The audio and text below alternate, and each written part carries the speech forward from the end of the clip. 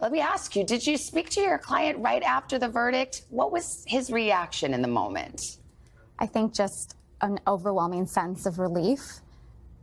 I was speaking with another friend of ours, a mutual friend of Johnny's and ours, and he said, I haven't seen Johnny smile like that in 6 years. The weight of the world is off of his shoulders. He's got his life back. As you well know, the law does not favor a plaintiff like Johnny Depp in a defamation case like this. The burden is very high, the threshold is high, and he crossed it. Frankly speaking, were you stunned at this victory? Ben? Well, we had ultimate confidence in Johnny and the jury and the facts of this case, and you can only hope that the jury will see it.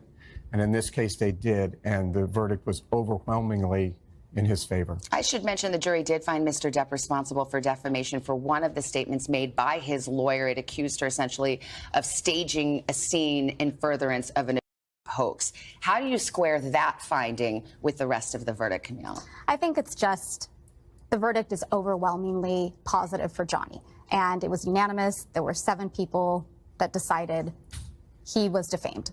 Amber Heard's attorney was right here the day after the verdict, and she said the jury had not been permitted to see certain evidence that would have bolstered and verified Amber Heard's claims of abuse, in particular therapist notes. What is your response to that? And was there evidence that was suppressed for a valid legal reason that might have made a difference? I think that was very disappointing to hear that and to hear her impugn the character of the jury, and the evidence came in that should come in, and the judge was very fair to both sides. In particular, she cites the UK judgment. As we all know, Johnny Depp sued The Sun, a newspaper in the United Kingdom.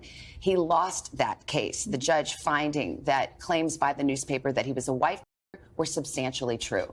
Now, Amber Heard's lawyers say that judgment should have come into this court case. What say you? It was a different process, right? And also, Mr. Depp and Ms. Heard in this case were the parties. They had different disclosure obligations. So we disagree. The overwhelming evidence that was presented in this case in Virginia far exceeded what was presented in the UK, and we believe the jury got it right. As you know, this trial was very closely watched. Social media certainly took off in a way that we've seen high-profile trials before, but this is the social media age.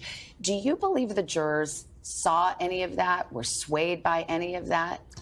No, I don't think there's any reason to believe that the jurors violated their oath. And again, that suggestion was disappointing to hear. Yeah, I mean, Amber Heard's lawyer said so. She said it would have been unavoidable because it's on TikTok, it's on social media. I mean, in the old days, you'd tell the jury before they went out, don't read newspapers, don't watch the evening news. Now it's everywhere. It is everywhere, but at the same time, they were admonished every single night.